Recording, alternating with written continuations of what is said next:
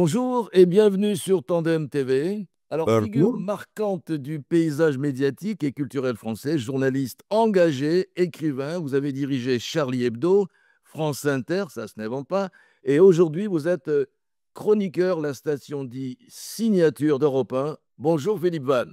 Bonjour. Alors, vous dénoncez dans ces chroniques l'islamo-gauchisme, le wokisme, les anti-Israël et les antisémites venant d'une certaine gauche.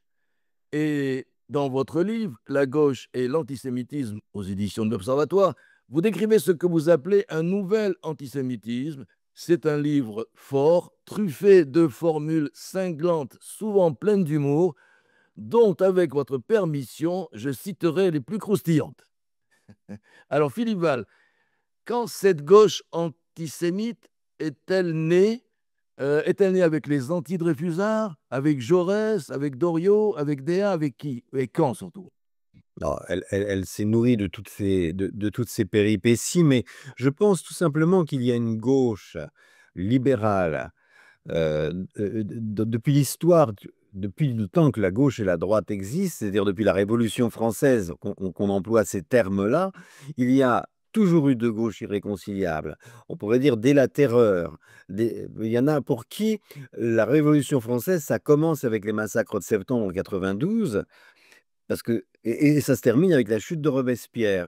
Ça, c'est la gauche radicale et on peut dire qu'il y a une gauche libérale incarnée par ceux qui se réfèrent non pas tant à Rousseau, parce que les gens, les acteurs de la terreur étaient pratiquement tous des rousseauistes convaincus, mais plutôt à Voltaire, à Diderot et à Condorcet, qui était le seul survivant, le seul homme des Lumières survivant à l'époque de la Révolution française, qui a été condamné à mort par la terreur et qui a eu la chance, si je puis dire, de mourir 24 heures avant d'être guillotiné. Et cette gauche libérale incarnée par ces personnes, comme Condorcet, elle a jamais été antisémite.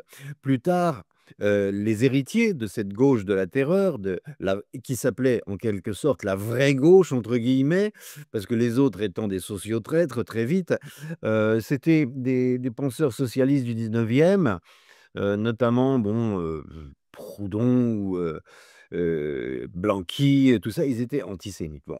Et surtout Marx lui-même, qui, dans son premier ouvrage d'importance sur la question juive, bien que d'origine juive, mais D'origine, oui. sa famille convertie au protestantisme, et on sait à quel point d'ailleurs Luther était un antisémite forcené, Marx a sécularisé un antisémitisme qui auparavant était religieux. Il a contribué, avec les socialistes, les penseurs socialistes du 19e, penseurs radicaux, à séculariser l'antisémitisme, à passer d'un antisémitisme religieux à un antisémitisme idéologique. Alors, pour aller vite, on retrouve, si vous voulez, Marx, il donne le logiciel que va reprendre Hitler dans Mein Kampf.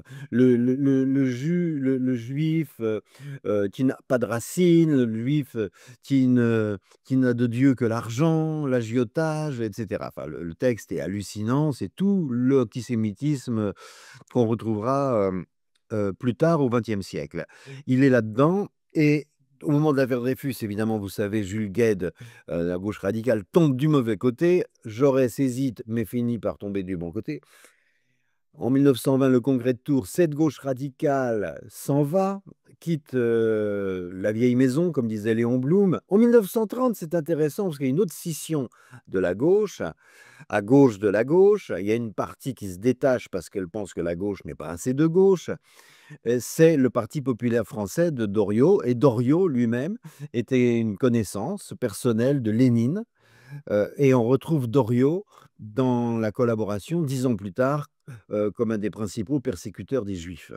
Donc, il y a un antisémitisme d'avant-guerre, idéologique, qui est extrêmement coupable puisqu'il a conduit à l'extermination des Juifs d'Europe. Cette propagande antisémite a rendu possible l'extermination des Juifs d'Europe par le nazisme. Mais après la Seconde Guerre mondiale, l'antisémitisme va muter. Je tiens à dire à quel point il est encore pire que l'antisémitisme d'avant-guerre. Pourquoi? Parce qu'entre-temps, il y a eu précisément la Shoah. Et un antisémitisme qui renaît, notamment en Union soviétique, dès après la guerre, avec le complot des blouses blanches et l'assassinat des médecins juifs par Staline, euh, et le silence des intellectuels français compagnons de route du Parti communiste, c'est encore pire que l'antisémitisme d'avant-guerre. L'antisémitisme, donc, d'idéologique a muté, et pour pouvoir s'exprimer comme antisémitisme, alors que c'est pas possible, c'est plus possible dans les sociétés européennes de dire je suis antisémite, on va être anti-israélien. C'est-à-dire que d'un antisémitisme religieux, on est passé à un antisémitisme idéologique, et de cet antisémitisme idéologique qui n'est plus avouable maintenant, on en est à un antisémitisme géopolitique. La façon de dire qu'on est antisémite sans le dire, c'est de détester l'État d'Israël et de le critiquer en permanence sous toutes ses formes. Donc, on a l'antisémitisme géopolitique aujourd'hui, c'est celui, finalement, si vous voulez, l'Église catholique en 1964 avec Vatican II renonce, bien que ça soit compliqué pour elle, parce que les textes canoniques, les évangiles, les écrits de saint Paul, les écrits pauliniens, accablent les Juifs, hein, dans l'affaire du Christ, si vous voulez, notamment. Malgré cela, l'Église catholique, après la Shoah, grâce à Jean XXIII, euh, euh, se débarrasse en quelque sorte de l'antisémitisme et fait de l'antisémitisme un péché. Et ce que l'Église catholique millénaire a fait, la gauche radicale ne l'a pas fait. C'est ça qui est stupéfiant. Parce qu'ils vont recycler leur antisémitisme avec l'anticolonialisme, vous voyez, bon, pendant la guerre d'Algérie, un anticolonialisme qui va les lier au parti algérien le plus radical, au FLN qui est le plus radical. Et ils vont bien savoir, par exemple, que le banquier Genoux finance, Un nazi qui était un nazi notoire, oui, qui était l'exécuteur testamentaire d'Hitler et de Goebbels, absolument. c'est ce FNL que eux-mêmes soutenaient. Ils auraient pu au moins parler un peu. Ils n'ont pas parlé du tout. Donc cet antisémitisme géopolitique qui maintenant fleurit, hélas, au grand jour en France et en Europe, qui lie tout juif, français juif, allemand juif, américain juif, à tout ce qui se passe en Israël, qui est une forme violente d'antisémitisme, c'est-à-dire faire des citoyens juifs des comptables de la politique actuelle du gouvernement d'Israël, est une forme d'antisémitisme. Une forme d'antisémitisme qui fait des morts. Vous voyez? Donc, voilà, si vous voulez, cette espèce. Alors justement, vous écrivez que vous dites que pour pouvoir être antisémite, donc il faut haïr Israël, vous venez de le dire, mais vous allez plus loin, vous dites que ceux qui disent que la Shoah n'a pas existé ne rêvent que de sa répétition. Ça va loin quand même. Dieu, évidemment. Les gens, on sait bien que quand on nie un phénomène réel, c'est qu'on veut qu'il se reproduise. Alors, il y a je l'ai dit, vous avez des formules extraordinaires. La plus connue, puisque la presse l'a repris presque partout. Je ne suis pas juif, mais l'antisémitisme fait de moi un juif. Ceci explique votre sous-titre, nous sommes juifs. Ah, Je, Expliquez-nous. je peux expliquer pourquoi. C'est pas simplement parce que j'ai bon cœur et que j'ai des bons sentiments. Ça n'a rien à voir. C'est tout simplement parce que j'ai travaillé là-dessus. J'ai même fait un livre autrefois sur la question. C'est que je suis. Enfin, j'ai pas besoin d'être convaincu. C'est la réalité de toute façon. L'Europe, ce qu'on appelle la civilisation européenne, l'esprit européen, c'est quelque chose qui s'est forgé à travers les siècles, à travers une hybridation constante de la pensée juive et de la pensée grecque, si vous voulez. Au départ, si vous voulez, ça commence pour l'Europe, ça, comme aurait dit Lacan, ça commence pour l'Europe euh, avec la Bible et l'Iliade et l'Odyssée. Les grands récits, nos grands récits fondateurs, à nous autres Européens, sont l'Iliade et l'Odyssée et la Bible. Après, bon, pour aller vite, mais au fil des siècles, cette pensée grecque et cette pensée juive ne cessent de s'hybrider. Le christianisme est d'ailleurs le produit de cette hybridation, et nous sommes fabriqués par cette hybridation. Et par ailleurs, on se rend compte que les Juifs ne font jamais que fabriquer de l'Europe. Donc, par exemple, Israël, c'est un bout d'Europe au Moyen-Orient, en réalité, pour moi. Quand je vais en Israël, c'est comme quand je vais en Allemagne ou en Espagne vous voyez, ou en Italie. Vous n'allez pas vous faire des amis du côté de la France insoumise. Ouais, On en reparlera d'ailleurs. Israël est un bout d'Europe au Moyen-Orient et, Ouais. et les Juifs fabriquent de l'Europe. Donc, quand l'antisémitisme commence à s'exprimer et à se manifester en Europe, ça veut dire que l'Europe se suicide. C'est pour ça que je dis que quand il y a de l'antisémitisme, je suis juif forcément, parce que je suis le produit de ces civils. Mais vous allez plus loin, Philippe Ball. Vous dites, pour la première fois, je vous cite, hein, depuis longtemps, j'ai eu honte d'être français, carrément. Parfois, j'ai honte d'être français quand je vois mon gouvernement euh, élu démocratiquement, certes, mais qui prend des positions que je trouve inutiles, que je trouve... alors, pour vous dire la vérité, je pense vraiment que la critique de la politique d'un État est nécessaire. Tout le monde a le droit de critiquer la politique d'un État, le gouvernement d'un État. Par exemple, moi, j'aime beaucoup l'Italie. Et j'aime pas Meloni, mais je continue à aimer l'Italie. Vous voyez. Je n'aime pas beaucoup votre chef du gouvernement. Et je n'aime pas beaucoup certains de vos ministres, c'est le moins qu'on puisse dire, mais je continue à aimer l'État d'Israël. Ça n'est pas pareil. On a le droit de critiquer la Hongrie, enfin, on a le droit de critiquer le gouvernement hongrois, Gouvernement. mais j'aime la culture hongroise. J'aime Sándor Márai et Béla Bartók, si vous voulez. Et j'aime les gens. Enfin, vous voyez, il y a quelque chose dans la culture qui me touche profondément. Donc, le seul problème, c'est l'antisémitisme. Ça paralyse tout le monde, puisque dès qu'on parle d'Israël, par exemple, moi, quand je dis que j'aime bien l'Italie, on me demande jamais si je suis. Oui. Si vous aimez Mélanie, oui. Mais si je dis que j'aime Israël, on me demande tout de suite si je suis juif. Donc il y a un problème, c'est parce que, une fois de plus, on tient les juifs, les Français juifs, ou les Anglais juifs, ou les Allemands juifs, comme comptables de la politique du chef du gouvernement de l'État d'Israël. Or, ils ne sont pas comptables. Quoi qu'ils en pensent, qu'ils soient pour ou contre Netanyahou, de toute façon, ils ne sont pas comptables. Alors, dès le début du livre, vous annoncez la couleur, vous dites, enfin, vous écrivez, nous avons un gros problème avec l'islam. Et quel est le problème? Avec l'islam, le problème, il est qu'une partie de cette religion produit de la radicalité. Une partie de cette religion, enfin des gens qui sont les fidèles de cette religion, Les musulmans, quoi. les musulmans, une partie des musulmans, euh, produisent du littéralisme parce que l'islam incite au littéralisme, puisqu'il se réfère à un livre dont ils disent qu'il est incréé, donc le commentaire n'a pas prise sur le livre, contrairement à ce qui se passe chez les juifs et chez les chrétiens, où le commentaire est plus important en quelque sorte. Là, il n'en est pas question. À chaque fois que ça se passe dans l'islam, ceux qui veulent que le commentaire est force de loi, à un moment ou un autre, se font balayer par les littéralistes. Dans l'histoire de l'islam, on l'a vu plusieurs fois. Et on a donc une partie de l'islam qui est radicalisée et qui se radicalise et qui est profondément antisémite. Cette partie de l'islam est très antisémite.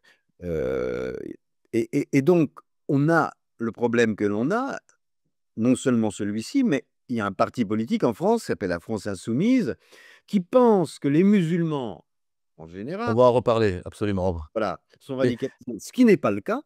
mais qu'il y a une partie des musulmans qui l'est et qui est antisémite. Donc la France insoumise s'est rendue compatible avec l'antisémitisme, qui est une vieille histoire, ce que je disais tout à l'heure, Ouais. de la gauche radicale. Mais à contrario de Georges Bensoussan, que vous connaissez, vous faites la différence entre islam et islamisme. Oui, mais je fais absolument la différence entre quelqu'un qui a une spiritualité, qui, qui en quelque sorte exprime vis-à-vis de lui-même, qui s'exprime à lui-même, qui donc sa spiritualité.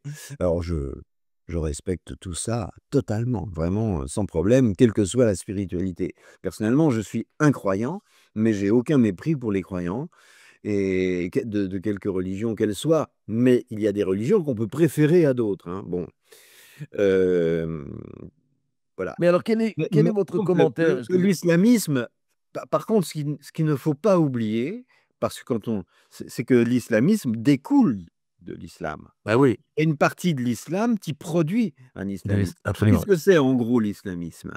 Quelle est la différence? L'islam est une spiritualité. On n'a pas le droit c'est la vie privée des gens, la spiritualité. On n'a pas le droit d'y toucher. Moi, voilà. L'islamisme, c'est la version politique de l'islam.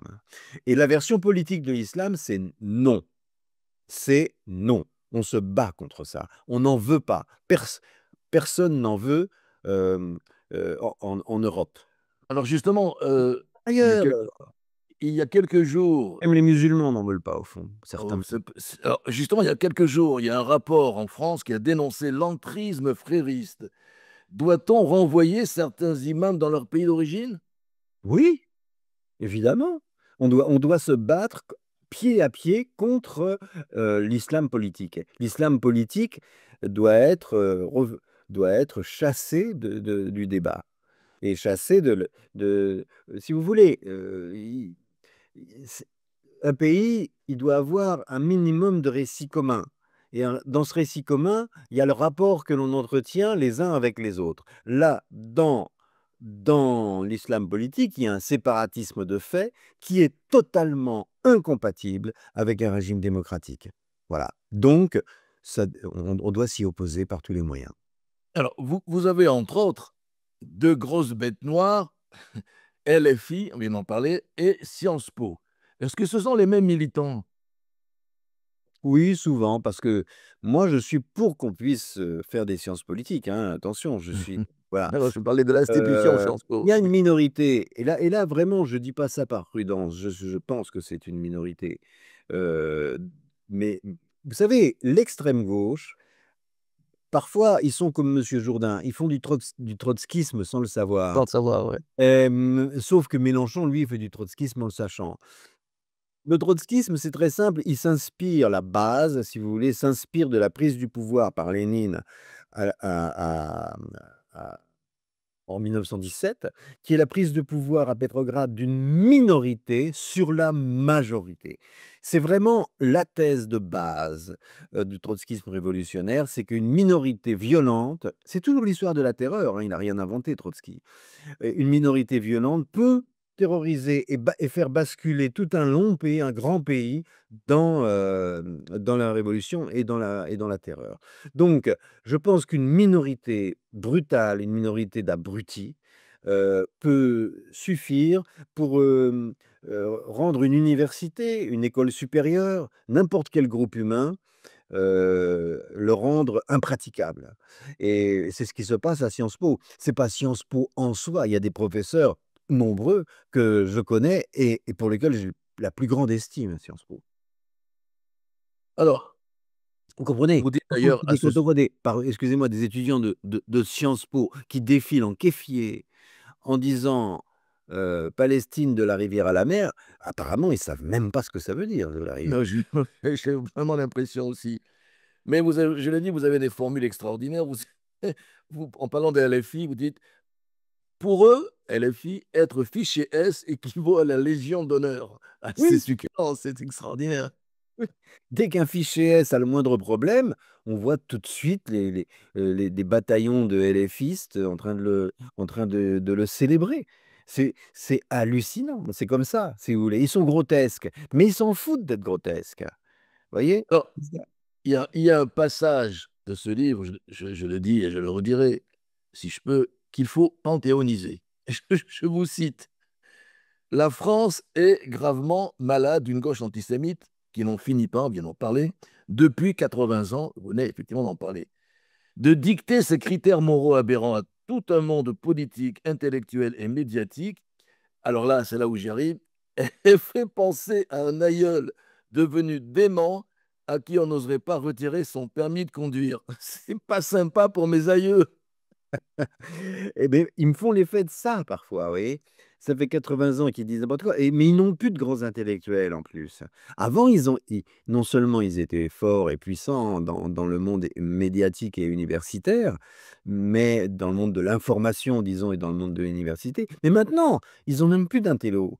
Ils disent n'importe quoi, c'est vrai, parfois ils donnent l'impression d'être gâteux et ils continuent à par exemple, il y a un article dans Le Monde hier sur, ils ont fait leur une, sur le rapport sur les frères musulmans. Alors ils disent, ils ont attendu 2 jours, hein, pour en parler, 2 jours. Ils ont réfléchi à ce qu'ils devaient dire aux élites pour qu'elles sachent quoi en penser. Parce que Le Monde, c'est ça, ça dit aux élites quoi penser, hein.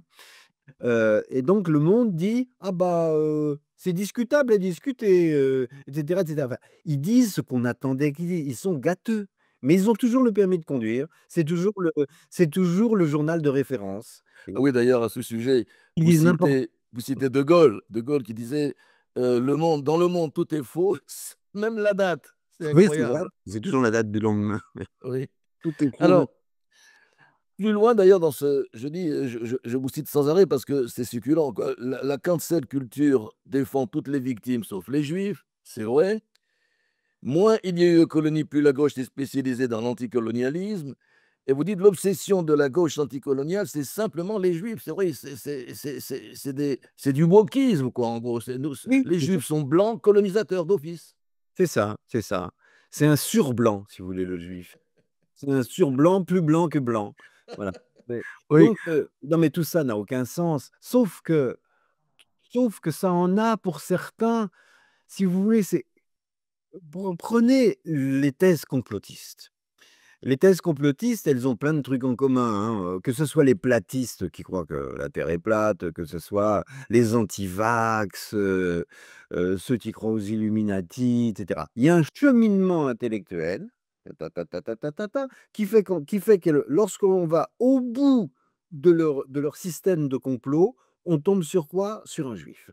On tombe toujours Ça se termine toujours par les juifs et ça, c'est, le vieil antisémitisme idéologique, qui met le juif en situation d'un pouvoir non limité par les frontières, puisqu'il est cosmopolite. cosmopolite, oui. Donc, le juif ce juif n'existe pas évidemment, mais justement, c'est pour ça que ça n'en finit pas et qu'il est immortel. Si c'était un vrai juif, dont il s'agissait de vrais juifs et d'êtres humains juifs existants comme vous et moi, comme on est mortel, au bout d'un moment, il passerait à autre chose. Mais comme ce juif n'existe pas, il dure à travers les siècles, sans cesse. Il est toujours là. Il y a toujours ce juif qui n'a aucune réalité, mais qui est l'objet, et ensuite que l'on transfère au juif réel. C'est le Non, mais juif imaginaire c'est le juif imaginaire de Finkielkraut, quoi, en gros. si vous voulez, et voilà, mais le problème, c'est qu'aujourd'hui, dans des banlieues, aujourd'hui, dans des quartiers populaires, les personnes juives, les Français juifs, ne peuvent plus envoyer leurs enfants à Non, l'école. c'est Vous sûr. voyez? On peut rigoler de la bêtise des antisémites, mais en même temps, elle est tragique. Elle est toujours tragique. Alors, donc, vous dénoncez cette gauche bobo constamment, mais vous dites elle est complètement. Il y a une dichotomie entre cette gauche qui se prévaut du peuple et le peuple lui-même, parce que vous dites l'immense majorité de la population commence à avoir de sérieux problèmes de digestion avec cette bande de pitres qui déshonore non seulement la gauche républicaine, mais le pays tout entier. Et vous dites aussi 82% des Français, vous avez des bons chiffres, ont de la sympathie pour les Israéliens et seulement 8% considèrent les crimes du Hamas comme des actes de résistance. Donc, il y Qu'est-ce a. que c'est ces 8%? C'est Pardon? intéressant. Qu'est-ce que c'est ces 8%? Oui, oui, oui.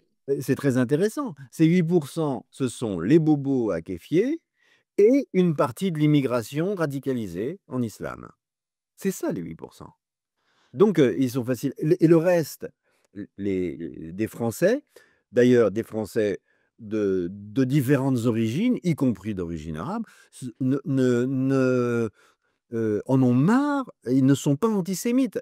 Heu, c'est marrant parce que c'est pas une passion française l'antisémitisme.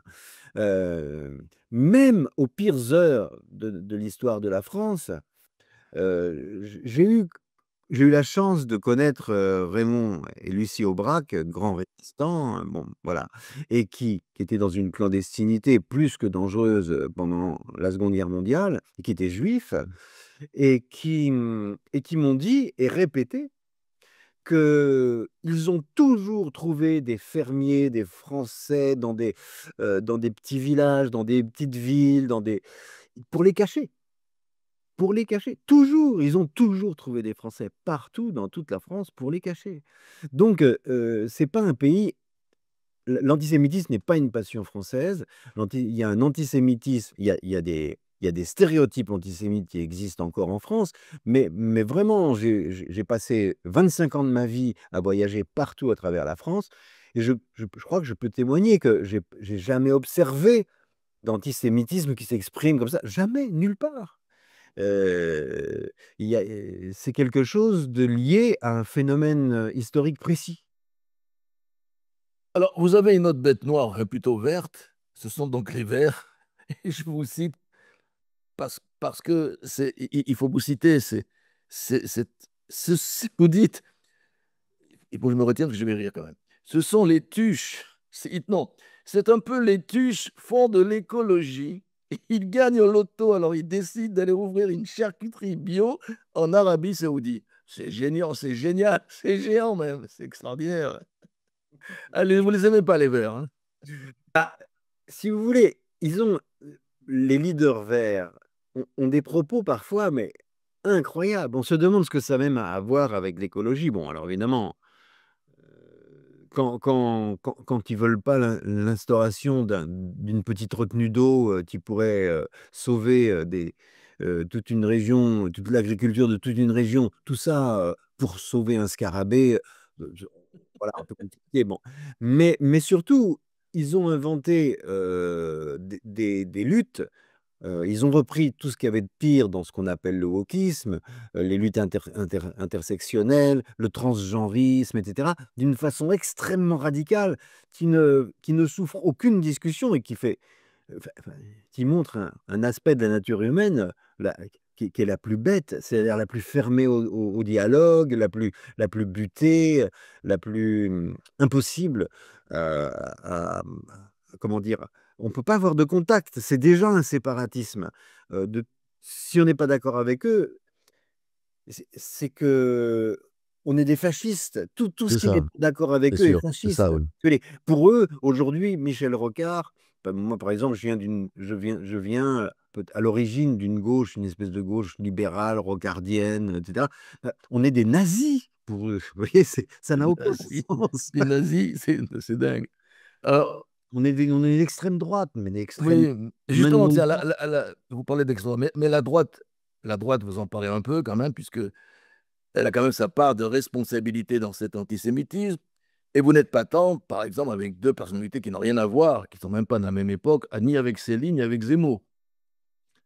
Non, non, alors, Céline, le gros problème, c'est que tout le monde, enfin, je suis comme tout le monde, je suis le personnage de Céline le personnage me révulse. Mais je suis capable de ne pas aimer une personne et de considérer que l'artiste est génial. Ça peut arriver, et c'est désagréable, mais c'est comme ça. Mais dans ma vie, j'ai fréquenté beaucoup, beaucoup d'artistes. Et moi-même musicien, bon, donc je peux témoigner que j'ai rencontré énormément de gens, enfin, pas mal de gens, disons, pour pas exagérer, extrêmement doués dans ce qu'ils font artistiquement et dans la vie, qui sont des vrais cons. Mais voilà, mais c'est pas grave. Enfin, c'est pas grave. Idem pour Zemmour? Mais le problème de Céline, c'est qu'en plus, je n'aime pas sa littérature. Donc, Ah non d'accord. seulement Bon, j'aime pas l'homme, mais j'aime pas l'écrit. Je pourrais expliquer pourquoi, mais ce serait trop long. Parce que oui. j'aime pas le pamphlet et je pense que l'œuvre de Céline est un long pamphlet. Et j'aime pas le genre pamphlet. Parce que le genre pamphlet s'attaque au corps de l'autre. Et je n'aime pas ce qui s'attaque au corps de l'autre. Et puis, en plus, c'est un géniard. Il n'arrête pas de se plaindre parce que le monde le persécute. Et toute son œuvre, il dit, moi, je suis tellement quelqu'un de bien, mais tout le monde m'a fait du mal, alors que je suis tellement formidable. Voilà. Et moi, j'aime, vous voyez, un des chanteurs que je préfère, c'est Charles Trenet. Avec mon ami Cabu, on allait le voir, on le connaissait, on allait voir tous ses concerts. Parce qu'il y a de la joie, si vous voulez. Il s'est jamais plaint, Charles Trenet. Il a eu sans doute beaucoup de problèmes dans sa vie. Et j'aime bien que les gens arrêtent de gémir par moments pour, dire qu'après tout quand même, c'est pas mal de vivre, c'est pas mal d'être là, d'être au monde, de pouvoir se parler comme ça. Il y a un bonheur, qu'il faut qu'il faut bien avouer. Bon, et il faut que réussir à faire vivre en soi une joie qui a conscience de la tragédie, une joie tragique, certes, mais une joie de vivre. Sinon, on est quand même des merdes. On n'arrête pas de se répandre comme des flaques. Donc, c'est tr et les gens qu'on aime voir et fréquenter, c'est des gens quand même qui ont une espèce de joie de vivre, qui ont la dignité de cette joie de vivre en quelque sorte. Hem, Et Zemmour, alors Zemmour non plus, hein, c'est Zemmour, pas je suis pas d'accord avec lui, mais surtout, je me suis opposé à lui, brutalement. Peut-être d'ailleurs qu'il s'en fout, mais, sur la question de la de collaboration Pétain, de Pétain. et de Pétain. C'est faux ce qu'il dit. C'est faux et moi je peux pas supporter qu'historiquement on tripote ces histoires-là. J'ai vu comme n'importe qui, d'ailleurs c'est très facile à vérifier, le 1er statut des Juifs, signé de la main de Pétain, aggravé par Pétain. Dire qu'il a protégé les Juifs, c'est faux. Alors on dit: «Oui, mais les Juifs étrangers, les Juifs français», c'est pareil qu'on c'est de la c'est d'abord ça aussi c'est faux, puisque dès que, la zone libre n'a plus été la zone libre, les Juifs français ont été persécutés avec la même violence. Donc, on dit: «Oui, mais c'est Laval». Non, c'est pas vrai. Le maréchal Pétain a la entière responsabilité de la mise en place d'actions antisémites épouvantables alors qu'il était chef de l'État et donc il est indéfendable, indéfendable. Voilà. C'est c'est c'est le, c'est je veux pas défendre Pétain. C'est pas possible, c'est indigne. Voilà. Alors vous encensez des grandes figures, alors non, Blaise Pascal, Georges Kiechmann, Robert Badinter, Boualem Sansal, Rassam Al-Rushdie, mais en référence à votre passé humoriste, j'ai choisi Pierre Dac et Sophia Aram. Pourquoi les avoir choisis vous-même, ces 2? Bah, Sophia est courageuse, elle fait des et puis j'ai vu son dernier spectacle que j'ai trouvé très drôle et puis, Pierre Dac parce que j'ai une vénération pour, alors lui, la joie tragique, il en connaît un rayon parce que c'était quelqu'un d'extrêmement dépressif, qui souffrait beaucoup de la mo qui s'est jamais très bien remis de la mort de son frère, et qui a dû se cacher, puis ensuite, pendant la guerre, enfin, qui a été traumatisé, c'est le cas enfin bon, c'est même pas le mot qui convient, hein, par la période de la guerre. Il se retrouve à Londres et à Londres, à Radio Londres, il fait des choses très drôles, alors que la période est tragique. J'aime beaucoup cette figure. Je trouve que c'est quelqu'un d'absolument extraordinaire. Il y en a d'autres, hein, des Oui, humoristes que je mais je vais vous parler pour terminer cet échange que j'adore. J'espère qu'il y en aura d'autres, mais avec une autre figure, mais alors là, qui est une horreur, c'est Aymeric Caron. Vous savez, vous avez d'ailleurs consacré un chapitre vous-même à l'Eurovision, mais alors lui, l'inénarrable Caron, il a tweeté en commentant donc la deuxième place de la chanteuse israélienne. Après avoir violé la terre des Palestiniens, Israël a essayé de voler l'Eurovision. Mais ce type est taré. bah, qu'est-ce que vous voulez? Oui, c'est moi, je pense qu'ils se sont mis au banc de la société, ces gens-là, parce que bon, tout le monde, ben, je connais pas une personne qui pense du bien d'Aymeric Caron, sauf une secte. Une Ils se sont mis au bo ils vivent dans une espèce de petit monde, dont il pense que c'est un monde qui rend la justice en plus. Il pense qu'il rend de la justice. Mais le croit-il vraiment? J'en sais rien. En tous les cas, je crois que pour payer son loyer, pour manger, pour ceci, pour ça, il faut qu'il dise ces conneries-là. Parce qu'il est, vous voyez, il est dans un système d'entraide, il est des donc qui touche hélas de l'État. Ça me fait mal quand même, bon, mais c'est comme mais j'espère que les électeurs quand même réfléchiront à 2 fois avant de de De de remettre porter un à bulletin. l'Assemblée nationale des gens qui en sont indignes. Comme Absolument. celui qui a tweeté, Ouais, Palestine, après l'assassinat des ouais, c'est 2 jeunes juifs, voilà. Donc écoutez, on pourrait parler encore pendant très longtemps. Moi, je voudrais reciter votre livre, La gauche antisémite, chez oui, à l'audition de l'Observatoire, pardon. Nous sommes tous juifs, j'aime bien ce sous-titre aussi. Vous auriez peut-être pu mettre Nous sommes tous des juifs allemands, mais ça, c'est quelqu'un d'autre qui l'a ah dit. non, pas pareil, ça veut pas Non, dire la c'est pas même pareil. chose. Non, non, je sais que c'est pas la même chose. Mais voilà, je voulais vous remercier, Philippe Ball, d'être intervenu sur l'antenne de Tandem TV.